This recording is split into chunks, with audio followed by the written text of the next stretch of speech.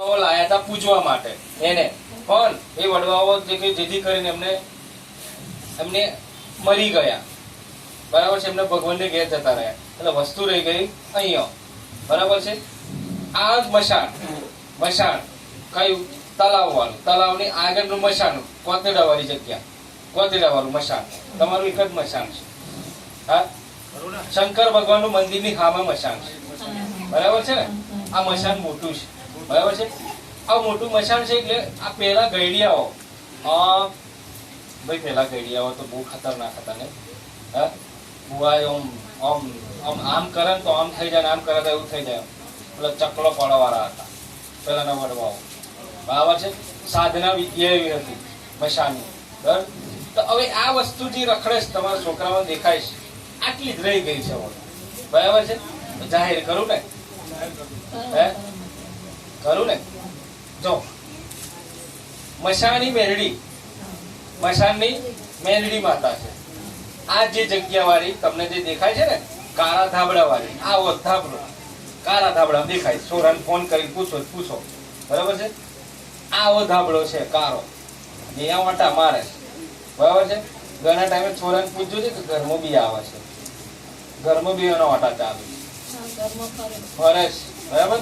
મશાનની મેરડી તમારા વડવાઓ લાયા હતા પૂજવા માટે, બરાબર છે. મશાનમાંથી લાયા હતા દાદા, એ રહી ગઈ, બરાબર છે. આજે તને તકલીફ આવે છે ને, તમારા દીકરાઓમાં તકલીફ છે ને, આ એનું કામ છે. આટલી રહી ગઈ, બરાબર છે. અને આજે આયા ને એટલે આ તમને જાહેર થઈ ગયા માતા.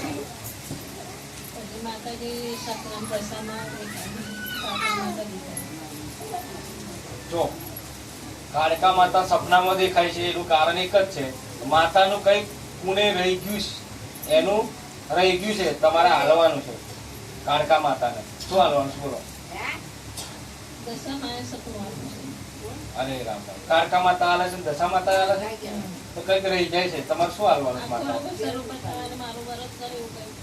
આ તો વ્રત કરવા કે તો કર ને, કરી પૂરા થઈ ગયા. સારું બોલે. કાળકા માતા શું કે છે? એવું છે?